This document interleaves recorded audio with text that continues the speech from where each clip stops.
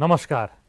यो दुनियाँमा झुट यसर्थ छिट्टै बिक्री हुन्छ किनकि सत्य खरिद गर्ने औकात सबैसँग हुँदैन। यहाँहरू सबैलाई नयाँ दिग्दर्शनको आजको प्रस्तुतिमा पनि नवीन दाहाल हार्दिक स्वागत गर्दछु।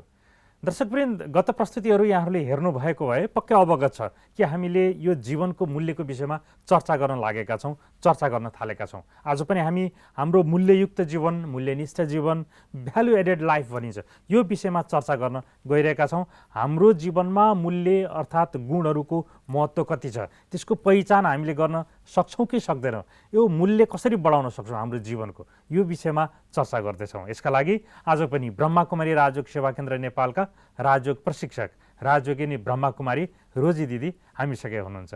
आउनुहोस्, उहाँलाई स्वागत गरौँ। दिदी, आजको प्रस्तुतिमा पनि स्वागत छ। ओम शान्ति। गत प्रस्तुतिमा पनि हामीले हाम्रो जीवनका मूल्यहरूको विषयमा चर्चा गरेका थियौँ, कुरा गरेका थियौँ। कस्ता प्रकारका मूल्यहरू हुन्छन्, कस्ता प्रकारका गुणहरू हाम्रो जीवनमा हुन्छन्, त्यसको पहिचान हामीले कसरी गर्न सक्छौँ र त्यो गुणहरूको प्रयोग हामीले कसरी गर्न सक्छौँ भन्ने चर्चा गरेका थियौँ। आज पनि हामी हाम्रो जीवनका मूल्यका विषयमा कुरा गर्दै रहँदाखेरि हाम्रो जीवनलाई प्रभाव पार्ने जुन गुणहरू हुन्छन्, थुप्रै सन्दर्भ र परिस्थिति परिवेशले असर गर्ने रहेछन्, प्रभाव पार्ने रहेछन्। सबैभन्दा पहिला वंशानुगत प्रभाव कस्तो पर्छ होला हाम्रो जीवनमा। मेरो हजुरबुवाको जस्तो गुण थियो, जस्तो मूल्य थियो, ममा पनि त्यो गुण, त्यो अवस्था आउँछ कि आउँदैन होला, पर्छ कि पर्दैन, त्यसले कतिको असर गर्छ अथवा त्यसलाई परिवर्तन गर्न सक्छौँ कि सक्दैनौँ भन्ने जिज्ञासा हुन्छ। हाम्रो वंशानुगत अवस्थालाई चाहिँ हामी कसरी चर्चा गर्न सक्छौँ हाम्रो जीवनमा? यो कस्तो छ भन्दा हाम्रो वंशजमा हाम्रो हजुरबुवा बुवाहरू के कस्ता हुनुहुन्छ, बच्चाहरूलाई त्यो छाप त प्रभाव त अवश्य पनि पर्छ। हजुर।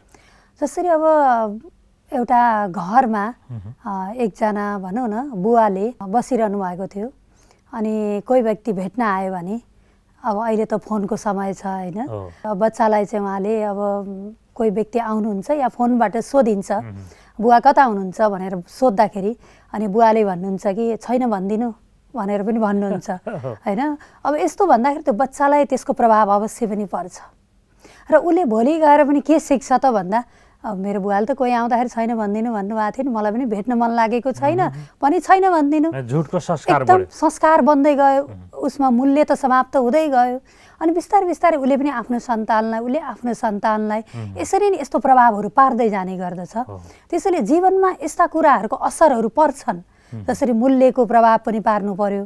अब कति मातापिताहरू दयालु हुन्छन्, बच्चाहरू पनि त्यस्तै दयालु स्वभावका हुन्छन्। कति हजुरबुवाहरूमा त्यो संस्कार हुन्छ, सेवा गरौँ, दान गरौँ, पुण्य गरौँ भन्ने संस्कार हुन्छ। उनका नातिहरूमा पनि त्यही संस्कार आउँदै जान्छ, किनकि उहाँले सिकाउनु भएको हुन्छ कि यस्तो गर्नुपर्छ, उस्तो गर्नुपर्छ। एउटा बच्चैदेखि चाहिँ एउटा सेवा गर्नुपर्छ भन्ने भावहरू सिकाउनुहुन्छ। यदि हजुरबुवाहरूमा अब नराम्रो खाने, नराम्रो पिउने, नराम्रो बोल्ने लतहरू छ भने बच्चाहरूमा पनि त्यो प्रभाव अवश्य पनि परेर गएको हामीले देखिरहेका छौँ होइन। संसारमा यो कुराहरू छ। जस्तो एउटा व्यक्ति एउटा मेहनत गर्छ, परिश्रम गर्छ, परिश्रम गरेर जनताको मतले एउटा विजयी हुन्छ र ठुलो सभामा गएर उसले भाषण गर्न थाल्छ। भाषण गर्दाखेरि उसले कस्तो प्रकारको भाषण गर्छ त, कस्तो प्रकारको अभिव्यक्ति दिन्छ त, त्यो आधारमा सारा जनतालाई प्रभाव पर्छ, त्यसको प्रभाव पर्न थाल्छ। भनेपछि त्यो प्रभावले उहाँहरू पनि सारा जनताहरू पनि त्यही किसिमका बन्न पुग्दछन्। त्यसैले एक्लै अर्काको प्रभाव पर्दो रहेछ। आज एउटा युवा छ, ऊ मेहनतले पढ्छ, लेख्नुहुन्छ र भोलि गएर ठुलो कम्पनीको मालिक बन्नुहुन्छ। बनिसकेपछि अनि उहाँले आफ्नो कम्पनीमा जुन नीति बनाउनुहुन्छ, नियमहरू बनाउनुहुन्छ, त्यो नियमअनुसार आफ्ना सयौँ कर्मचारीहरू चल्न थाल्छन् र उहाँको प्रभावले प्रभावित हुन्छन्, त्यही आधारमा चल्छन् र भोलि पनि उहाँहरूले त्यही किसिमका कर्महरू गर्छन्। र अब यी व्यक्तिहरू भनेको चाहिँ कस्ता टाइपका छन् त, नैतिक मूल्ययुक्त छन् या मूल्यले भरिएका छन् या मूल्यरूपी गुणहरूको कमी छ भने यो आधारमा यसको प्रभाव पर्दो रहेछ। र साथै फेरि गएर एउटा कन्या भोलि गएर आमा बन्नुहुन्छ। अब त्यो आमा चरित्रवान छन् कि छैनन्, त्यो प्रकारको प्रभाव त्यो बच्चालाई पर्न जान थाल्छ। त्यसैले आमाको चरित्रको असरहरू बच्चामा पर्दो रहेछ। त यसरी प्रभावले प्रभावित पार्दै पार्दै समाजमा त्यसको लहर छाउँदो रहेछ।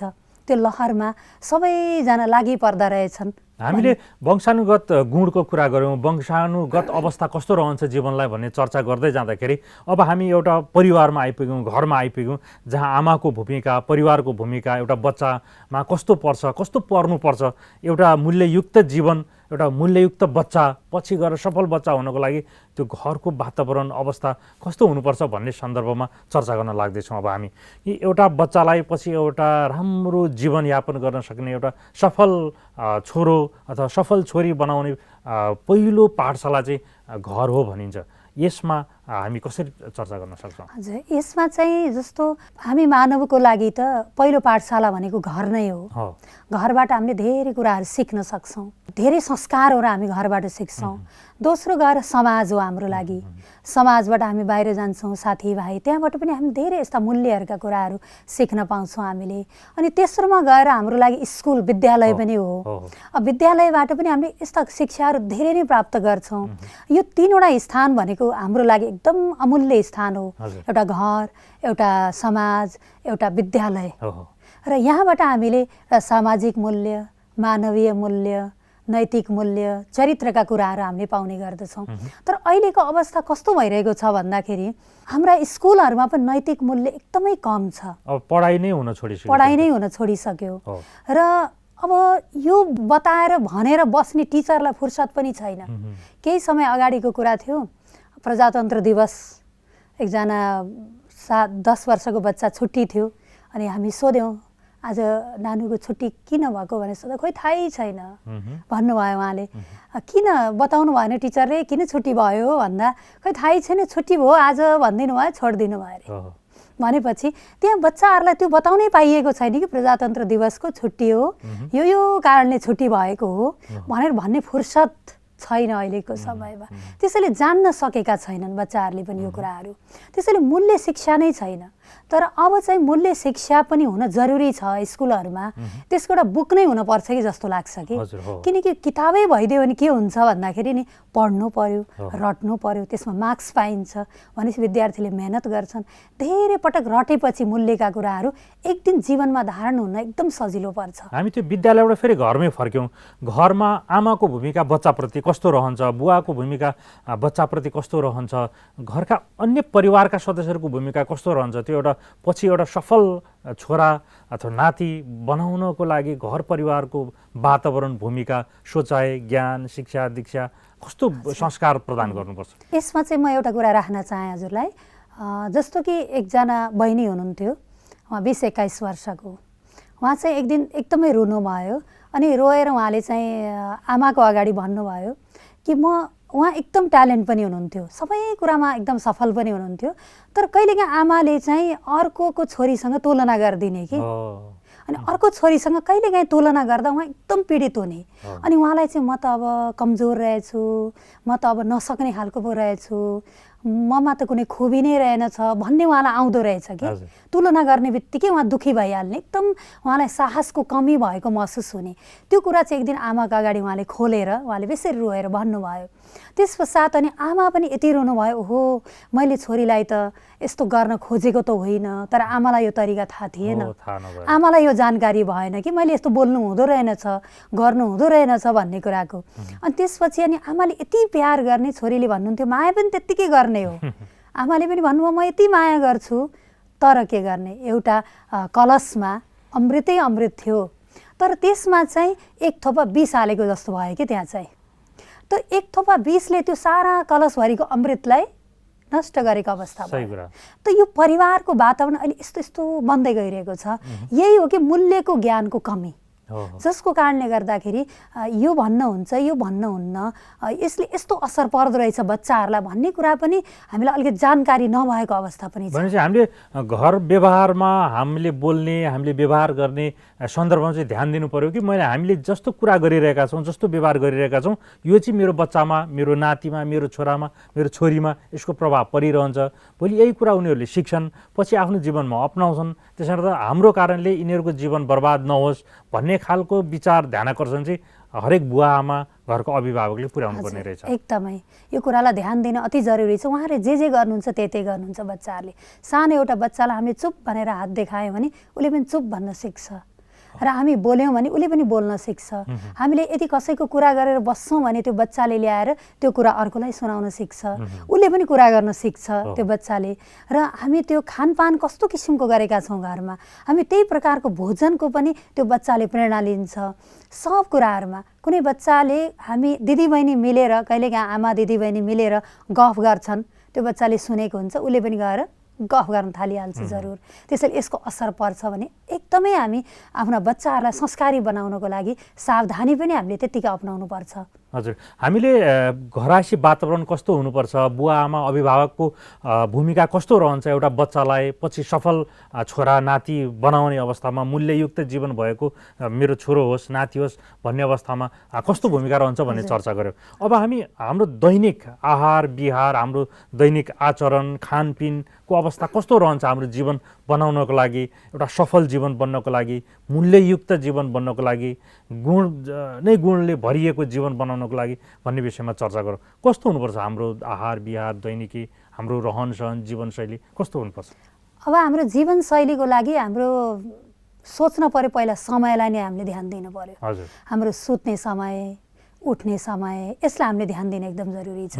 समयको बचत गऱ्यौँ भने हामीलाई सबै कुराहरूलाई राम्रो हुँदो रहेछ होइन। एक समय एकजना दिदी सेन्टरमा आउनुभएको थियो, अनि उहाँलाई चाहिँ आउन एकदम मनपर्ने ब्रह्मकुमारी सेन्टरमा चाहिँ। अनि आउनुहोस् न हजुर, किन नआउनु भएको भनेर भन्दाखेरि के गर्ने, मलाई एकदम आउन मन लाग्छ तर म भ्याउँदिनँ भन्नुभयो। हजुरले किन भ्याउनुहुन्न भनेर सोद्धाखेरि चाहिँ उहाँले भन्नुभयो अब के कारणले भ्याउनुहुन्न भन्दा अब उठाइ उहाँको ढिलो रहेछ कि 7 बजीसम्म सुत्नु हुँदो रहेछ। अब त्यतिखेर सुतेपछि त अब फुर्सद त मिल्नेवाला छैन। एक त उहाँलाई पनि जागिरमा जानुपर्ने, अर्को कुरा परिवारलाई पनि पठाउनु पर्ने, उहाँको श्रीमानलाई पनि पठाउनु पर्ने, बच्चाहरूलाई स्कुल पठाउनु पर्ने। अनि उहाँ ढिलो उठिसकेपछि एकदम उहाँलाई हस्याङ फस्याङ हुने, हतार हुने। अनि हतार भइसक्यो, यति हतार हुने, चिया खुवाउनु पर्यो, पकाउनु पर्यो, अनि बच्चालाई तयार गर्नु पर्यो। अब उहाँ होइन अब आफू पनि तयार भएर जानु पर्यो। जाने बेलामा उहाँको शैली एकदम फरक हुने, बच्चाहरूलाई छिटो छिटो तयार हुनु भन्नु पर्यो। अनि केही बच्चाले केही मागे होइन मेरो टाई छैन जुत्ता छैन भन्दा त्यहाँ खोज न भनेर जडाङ जुडुङ गर्न पर्यो, कडा बोल्न पर्यो, बोलीमा कडकपन आयो त्यहाँ चाहिँ। अनि त्यसपछि अब परिवार श्रीमानप्रति पनि अब हतार भएपछि त झनक र झुनुक गर्न परिहाल्यो त्यहाँ चाहिँ एकदम व्यवहार। अनि आफू पनि एकदम हतार गरेर जानु पर्यो। अफिस गए ठक एकदम टक अफिस गइसकेपछि अनि त्यहाँ होइन अब नमस्ते गर्नेहरूलाई पनि गर्दै हिँड्न पर्यो, फुर्सद पाइएन कि प्यारले उहाँलाई श्रद्धाले होइन नमस्कार गर्न पनि भ्याइएन। यो सबैको मूल कारण भनेको समयलाई हामीले व्यवस्थित गर्न नसक्नाले। यदि उहाँ समयमा उठेर हामीले सबै काम एकदम टक्क गरेको भए हाम्रो व्यवहार र हाम्रो शैलीमा प्रभाव पर्दैन थियो, जसले गर्दा उहाँको मनस्थितिमा पनि असर पर्छ अनि स्वास्थ्यमा पनि असर पर्छ। खाएको कुराको स्वाद पनि आउँदैन, मजा पनि आउँदैन र परिवारलाई प्रेमले खुवाउन पनि भ्याइँदैन, एउटा पारिवारिक वातावरण पनि बन्न सक्दैन। त्यसैले हामीले जीवनलाई एउटा जीवनशैलीमा यदि परिवर्तन गर्नु नै छ भने समयको म्यानेज गर्न सिक्नुपर्छ। छिटो सुतौँ, छिटो उठौँ, त अवश्य पनि हरेक काम सरल र सहज हुनेछ। जति पनि हाम्रो भुलहरू भएको छ समयको महत्त्वलाई नबुझेर। समय यति मूल्यवान छ, कुन समयमा कुन काम गर्नुपर्छ, कुन समयमा उठ्नुपर्छ, सुत्नुपर्छ, कर्म गर्नुपर्छ भन्ने कुराको महत्त्वलाई हामीले बुझ्यौँ भने हामीलाई जीवन जिउन एकदम सरल। दैनिकीमा समयको एकदमै महत्त्वपूर्ण छ र हाम्रो दैनिकी जीवनलाई व्यवस्थित बनाउने क्रममा चाहिँ समय व्यवस्थापन महत्त्वपूर्ण छ भन्ने सन्दर्भमा चर्चा गऱ्यौँ।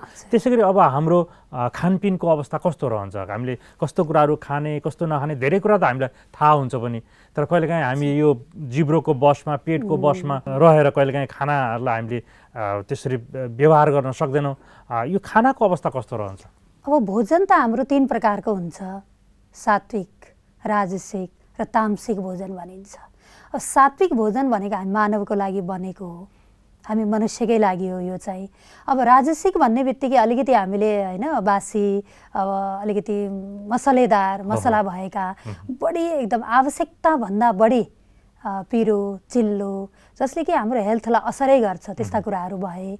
अब तामसिक भनेपछि हामी बुझिहाल्छौँ होइन तमप्रधानयुक्त भोजनहरू भए। त यो भोजनहरूलाई पनि हामीले मिलाउन जरुरी छ। घरमा मातापिताले एउटा भोजनलाई मिलाएर खानुहुन्छ भने बच्चाहरू त्यही सिक्छन्। घरमा पिताहरूले पनि अब अनेक प्रकारका खानेकुराहरू खानुहुन्छ, कुनै पनि चिजको बसीभूत हुनुहुन्छ, अब स्मोकिङ गर्नुहुन्छ, अब खैनी खानुहुन्छ होइन। अब त्यस्तो कुराहरूको बसीभूत हुनुहुन्छ भने त बच्चाहरूले पनि त त्यही सिक्छन् नि। र कतिपय पिताहरूले त बच्चाहरूलाई किन्न पठाउनुहुन्छ, लिएर आइदेऊ भन्नुहुन्छ। अनि आउँदा आउँदा कहिलेकाहीँ तिमीले बालेर देऊ, पहिलाको समयमा यस्तो थियो होइन, गरिदेऊ भन्नुहुन्छ। त्यो बानी लाग्दै जान्छ। त्यो लत बस्दै गएपछि बच्चाहरूलाई त्यो आदत बनेर उनीहरूको जीवन पनि बर्बाद हुन्छ कि सोचिएकै छैन कि यस्तो गर्नु हुँदैन भन्ने कुराहरू। त्यसैले खानपान, अन्न, भोजनहरूलाई पनि हामीले शुद्ध खाने, स्वच्छ खाने गर्न अति जरुरी छ। र मिठो लाग्यो भन्दैमा हामीले त्यसलाई होइन जे पनि खानुहुन्छ भन्ने कुरा, यो जिब्रोको अधीन पनि हामीलाई हुनु भएन। किनकि यति छोटो जिब्रो छ, हामी यति ठुला अल्का मानिसलाई यसरी पनि प्रभाव पार्छ। त्यसैले हामी त यसको अधीन हुनु हुँदैन भन्ने कुराहरूलाई पनि हामीले ध्यान दिनु पर्यो। हजुर, अन्य सन्दर्भ र विषय के छन् हाम्रो दैनिकी, हाम्रो व्यवहार, हाम्रो जीवनलाई प्रत्यक्ष असर गर्ने, प्रभाव पार्ने, जसले हाम्रो जीवन चाहिँ पोजिटिभ होस्, ऊर्जाशील होस्? के कुराहरू हुन सक्छन् अरू? यसको लागि जीवनलाई एउटा ऊर्जाशील बनाउनको लागि हामीले अगाडि मैले कुरा गरेँ, समयलाई हामीले ध्यान दिनुपर्छ, खानपिनलाई हामीले ध्यान दिनुपर्छ, अनि बोली वचन व्यवहारलाई हामीले ध्यान दिनुपर्छ, अनि हामीले सोचाइलाई ध्यान दिनुपर्छ। अध्ययन गर्ने कुराहरू पनि त हुन् नि होइन, सकारात्मक विषय र सन्दर्भहरू, नकारात्मक विषय र सन्दर्भहरूको अध्ययन गर्ने होइन। अहिले त यतिखेर मोबाइल डिभाइसहरू, इन्टरनेटको कुराहरू छन्, कस्ता कुरा हेर्ने नहेर्ने भन्ने कुराहरू पनि छन्, त्यसले पनि हाम्रो जीवनलाई प्रभाव पार्ला नि होइन। अब राति अबेरसम्म हामीले मोबाइलमा ध्यान दिन्छौँ, इन्टरनेटमा ध्यान दिन्छौँ, त्यसले गर्दाखेरि हामी समयमा उठ्न सक्दैनौँ, समयको खेर जान्छ। यस्तो कुराहरूलाई पनि हामीले ध्यान दिन जरुरी छ। हामीले युज त गर्नु पर्यो, एउटा साधन बनेको छ, तर त्यसलाई युज गरौँ, मिसयुज नगरौँ त्यो चिजहरूलाई, र सही रूपमा सदुपयोग हामीले गरौँ, आवश्यकता अनुसार त्यसलाई प्रयोग गरौँ। अनावश्यक कुराहरूमा त्यसलाई हामीले प्रयोग गरेर एउटा आफ्नो जीवनलाई नै हानि हुने किसिमका कर्महरू नगरौँ। यो कुरा त्यति सरल पनि छैन भन्ने लाग्छ कतिलाई। बानी बनाउँदा राम्रो नि, हरेक कुरा जेलाई बानी बनायो त्यही हुने हो, आफ्नो जीवनमा लागु हुन्छ। हुन्छ, राम्रो कुरालाई बानी बनाउने प्रयास गर्ने।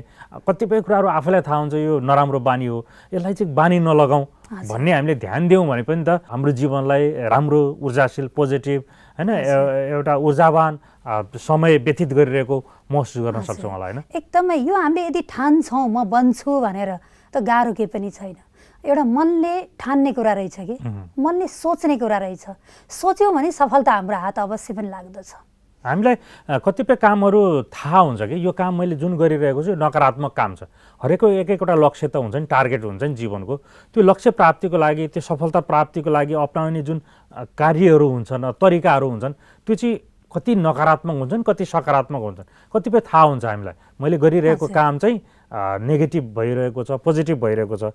यो कुरालाई हामीले ध्यान दिन कतिको जरुरी छ, कसरी ध्यान दिने होला? हामीले गरिरहेका कामहरू प्रतिको हाम्रो ध्यान आकर्षण कस्तो हुनुपर्छ? यसको लागि चाहिँ हामीले के गर्नुपर्छ भन्दा धेरै अरूलाई हेर्नु हुँदैन। हाम्रो एउटा बानी छ अरूलाई हेर्ने, अर्कोले के गरेछ। धेरै अरूलाई हेर्ने भएपछि हामीले आफूलाई हेर्न बिर्सिन्छौँ। स्वयंलाई हेर्न बिर्सिसकेपछि हामीले आफ्ना बानीहरूलाई थाहा पाउन सक्दैनौँ। र त्यसैले स्वयंलाई नै हेर्ने बानी गरौँ, आफैभित्र जाने कोसिस गऱ्यौँ भने कुन नकारात्मक हो, कुन सकारात्मक हो भन्ने कुरालाई हामीले चिन्न सक्ने शक्ति बढ्छ हामीलाई। त्यसैले त्यो शक्ति र त्यो क्षमताको विकास गर्नको लागि हामीलाई यो आफैलाई हेर्नुपर्छ भन्ने कुरामा जोड दिन जरुरी छ। हजुर, जीवनको धेरै विषय र सन्दर्भहरू छन् जसले हामीलाई प्रत्यक्ष असर गरेको हुन्छ, प्रभाव पारेको हुन्छ। जीवनलाई कस्तो बनाउने भन्ने कुराहरू धेरै विषय र सन्दर्भहरू छन्। त्यसमध्ये यतिखेर मेरो ध्यान आकर्षण भइरहेको छ खुसी। खुसी जीवनको सबैभन्दा महत्त्वपूर्ण ऊर्जा रहेछ। खुसी, जो व्यक्ति खुसीमा रहन सक्छ, जो खुसी प्राप्तिको प्रयास गर्छ, त्यो व्यक्ति धेरै ऊर्जावान छ भनेर भनिँदो रहेछ। जीवनको महत्त्वपूर्ण विषय र सन्दर्भ खुसीलाई हामी कसरी चर्चा गर्न सक्छौँ? खुसी भनेको त हाम्रो खजाना हो। खुसी भनेको एउटा जीवनको तेज पनि हो, यसले हाम्रो जीवनलाई तेजिलो बनाउँछ। खुसी भनेको एउटा हाम्रो चमक पनि हो, र खुसी नै हो। खुसी अनुहार देखेपछि अर्कोलाई पनि खुसी हुन मन लाग्छ। अब म मुसुक्क मुस्कुरायो भने हजुर पनि मुस्कुराउनुहुन्छ, म एकदम मुस्कुराउँदिनँ भने हजुरलाई पनि मुस्कुराउनुहुन्न। रिमोट कन्ट्रोल जस्तो भयो, अर्कोलाई आफूले जस्तो चाहे त्यस्तो बनाउन सकिन्छ। बाटोमा हिँड्दै हाँसेर हिँड्छौँ भने हामीलाई देखेर सब हाँस्न थाल्छन्, हामी हाँस्दैनौँ भने कोही पनि हाँस्दैन।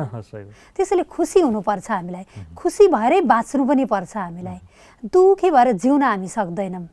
जस्तो यसमा चाहिँ हामी उदाहरण लिन पनि सक्छौँ। हजुर। जस्तो कि एउटा आमाको एउटा पुत्रप्रति अति प्रेम हुन्छ, स्वाभाविक कुरा हो। कति मेहनत गरेर आफ्नो पुत्रको लागि आमाले छोराको लागि कति गर्नुभएको हुन्छ। अब पुत्र वियोग पनि हुन्छ जीवनमा, जुन पुत्र वियोगले जीवनमा खुसी सबै छिनेको हुन्छ, जीवनको खुसी नै नष्ट गरेको हुन्छ। तर पनि बाँच्नु त पर्यो नि, बाँच्नु त पर्यो। सधैँ त्यही दुःखलाई नै लिएर बसेर बाँच्न सकिँदैन। त्यसैले आमाले बिस्तारै बिस्तारै के गर्नुहुन्छ त, त्यो कुरालाई भुल्ने कोसिस गर्नुहुन्छ र बुझ्न आफ्नो मनलाई सम्झाउन थाल्नुहुन्छ। यस्तै हो संसारको लीला, अरूको पनि यस्तै भइरहेछ, मेरो पनि यस्तो भएको छ, सम्झेर मनलाई बुझाउन थाल्नुहुन्छ। अनि मनलाई बुझाएर उहाँ खुसी भएर जिउने कोसिस गर्नुहुन्छ। बिस्तारै बिस्तारै उहाँ खुसी भएर बाँचेर एउटा जीवनलाई यापन गर्नुहुन्छ र जीवन पुरा गर्नुहुन्छ। भनेपछि जीवनमा खुसी भएर बाँच्नुपर्छ। हामीलाई दुःख र परिस्थितिहरूलाई चाहिँ हामीले भुल्नु पनि पर्छ, जरुरी छ। दुःखी भएरै हामी जिउन सक्दैनौँ। त्यसैले खुसी भनेको त एउटा खजाना हो, जीवनको अमूल्य खजाना हो। जसरी अब खजानालाई हामीले, हाम्रो जीवनमा खजाना भनेको सुन, हिरा, मणि, मोतीहरू, पैसा, रुपैयाँ, अब त्यो खजानाहरूलाई हामीले के गर्छौँ त, लकरमा राख्छौँ। समय समयमा त्यसलाई हेरि पनि रहन्छौँ, के छ, ठिक छ कि छैन, लगाउँछौँ पनि, त्यसको शोभा बढाउँछौँ, त्यसको मूल्य बढाउँछौँ लगाएपछि हामीले चाहिँ फेरि, र अनि त्यसलाई फेरि राख्छौँ हामी। त भनेपछि खुसीलाई पनि हामीले जाँच्नुपर्छ जीवनमा। के छ त मेरो खुसीको गति, कस्तो छ त खुसी, म कतिको खुसी छु त, खुसी म छ कि छैन, म यसो जाँच्नु पनि पर्दो रहेछ। किनकि यो खजाना हो हाम्रो। त खुसीलाई हामीले जाँचेकै छैनौँ कि, यसलाई पनि हामीले हेर्न आवश्यक छ। त खुसी भनेको जीवनको एउटा हाम्रो आत्माको गुण पनि हो, त्यो अमूल्य गुण हो। जीवनमा सब थोक भएर पनि खुसी नभएका व्यक्ति पनि छन्। यो गुण त हो, महत्त्वपूर्ण छ, तर प्राप्ति गर्ने कसरी खुसी हुने भन्ने कुराहरू हुन्छ। धेरैले धेरै तरिकाले खुसी हुने प्रयास गरिरहनु भएको हुन्छ, खुसी हुनुहुन्छ। तर रियल खुसी चाहिँ के हो भन्ने कुरो पनि प्रश्न हो नि। तपाईँ साँच्चीको खुसी चाहिँ सधैँ सदाबार रहिरहने खुसी चाहिँ कस्तो होला भन्ने पनि प्रश्न हुन्छ। अब खुसी पाउने कोसिस त होइन, व्यक्तिहरूले साधनबाट कोसिस गरेको पाइन्छ नि अहिलेको समयमा होइन। अब एउटा व्यक्तिले हिँड्नुहुन्थ्यो, पैदल खुसी हुनुहुन्थ्यो, आज म हिँड्न पाएँ भनेर। त्यसपछि साइकल किन्नु भयो, उहाँलाई साह्रै समयको बचत भयो, खुसी हुनुभयो। त्यसपछि अब बाइक किन्नुहुन्छ, अनि उहाँलाई अझ खुसी लाग्छ कि अब म त एकदम छिटो पुग्ने भएँ। त्यसपछि उहाँले कार किन्नुहुन्छ, अनि कार किनेपछि झन् उहाँ ह्याप्पी, खुसी भएको उहाँलाई महसुस हुन्छ। अनि त्यस पश्चात पनि खुसी त हुँदैन। त यो साधनहरूले त सुविधा पो दिएको हो त, खुसी दिएको त होइन नि। तर हामीले त्यसैमा खुसी खोज्ने कोसिस गऱ्यौँ, त्यसैमा खुसी छ कि भनेर खोज्दै खोज्दै खोज्दै हिँड्यौँ। यी एउटा सुविधाका साधन मात्र हुन् भनेर हामीले बुझ्ने कोसिस गरेर खुसी यसबाट छैन। र हामी भित्र एउटा आन्तरिक शक्ति हो खुसी। त्यो खुसी हामीभित्र यत्तिकै कायम चाहिँ यसलाई युज गर्नुपर्छ, खुसी हुने कोसिस गर्नुपर्छ। जस्तो चिजमा, जस्तो वस्तुमा, जस्तो वैभवमा पनि ठिकै छ यी कुराहरू, म त ठिक छु, म यसैमा खुसी हुनुपर्छ। यो चिजले मात्रै म खुसी हुने होइन, म यसैमा रमाउनु पर्छ। भए पनि ठिकै छ, नभए पनि ठिकै छ, मेरो लागि केही फरक परेको छैन भनेर आफू रमाउने कोसिस भित्रभित्र गऱ्यौँ भने हामीले खुसी पाइहाल्छौँ। भनेपछि खुसी भनेको बाहिर छैन, खुसी भनेको भित्र छ, आफैसँग छ। त्यो आफूसँग भएको खुसीलाई बाहिर उजागर गर्ने, बाहिर प्रयोगमा ल्याउने चाहिँ हामीले गर्नुपर्छ भन्ने निष्कर्ष हाम्रो हो। जीवनको असाध्यै महत्त्वपूर्ण श्रृङ्गार खजनाको यो खुसीमा चर्चा गर्दै गर्दाखेरि समयले सङ्केत गरेको छ बिदा लिनको लागि। आगामी प्रस्तुतिमा फेरि हामी यही विषय र सन्दर्भमा केन्द्रित हुन्छौँ कि हाम्रो जीवनमा मूल्यको कति महत्त्वपूर्ण छ, यो मूल्यको वृद्धि हामी कसरी गर्न सक्छौँ, मूल्ययुक्त जीवनलाई कसरी अगाडि बढाउन सक्छौँ भन्ने विषयमा आगामी फेरि श्रृङ्खलामा चर्चा गर्छौँ। यो समयको लागि यहाँलाई धेरै धन्यवाद। ओम शान्ति। दर्शकवृन्द, यहाँहरूले आजको नयाँ दिग्दर्शन मार्फत पक्कै अनुभूत गर्नुभयो कि जति पनि हाम्रो जीवनका मूल्यहरू छन्, जीवनका गुणहरू छन्, त्यसलाई वृद्धि गर्ने, त्यसलाई बढाउने, त्यसलाई राम्रो बनाउने हाम्रै हातमा रहेछ, हाम्रै बसमा रहेछ। र कतिपय अवस्था र सन्दर्भ चाहिँ हाम्रो पारिवारिक अवस्था अथवा अभिभावकको भूमिका पनि हुने रहेछ। आफ्नो बच्चाहरूलाई, आफ्नोसँग केन्द्रित रहेका, हाम्रो संरक्षणमा रहेका व्यक्तिहरूलाई हाम्रै कारणले पनि उनीहरूको जीवन सफल बनाउनको लागि हामीले केही योगदान दिने रहेछौँ, प्रयास गर्न सक्ने रहेछौँ भन्ने विषयमा केन्द्रित भएर आजको प्रस्तुति यहाँहरूको माझमा प्रस्तुत गऱ्यौँ। आगामी नयाँ दिग्दर्शनमा फेरि हामी यही मूल्ययुक्त जीवनकै विषयमा चर्चा गर्नेछौँ। आगामी नयाँ दिग्दर्शन यहाँहरू सबैलाई हेर्नको लागि आग्रह गर्दै नवीन दाहाल बिदा हुन्छु। नमस्कार, धन्यवाद।